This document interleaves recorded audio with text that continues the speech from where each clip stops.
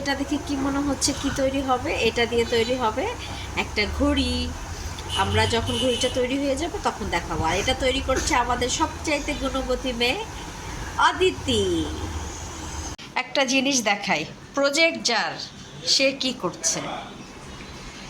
সেও ওই যে আরামে আছে, তার প্রজেক্ট, তার মাথা ব্যথা নাই। আর আমরা সবাই মিলে তার প্রজেক্টের কাজ করতেছে। এই মুনা, এই গুনা।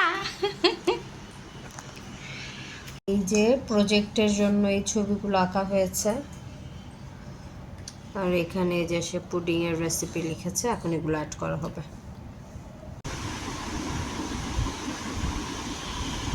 5 নাম্বার প্রজেক্টের কাজ। বুঝি না, স্কুল বন্ধ দেয়, এক গাঁটটি প্রজেক্ট দিয়ে দেয়, এক গাঁটটি হোমওয়ার্ক দেয়।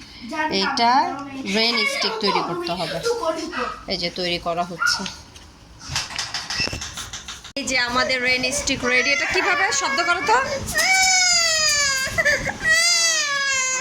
এই যে মোটামুটি আমাদের 6টা প্রজেক্ট রেডি হয়েছে। আর হোমওয়ার্ক ওগুলো তো আছেই, ওগুলো আলাদা কথা। তো এটা হচ্ছে এই যে ট্রাফিক লাইট, এটা বিজিএসের। এই যে রেন স্টিক, এটা সায়েন্সের। ক্লক, এখানে এখনও কাটা দেয়া হয় নাই, এটা হচ্ছে ম্যাথের।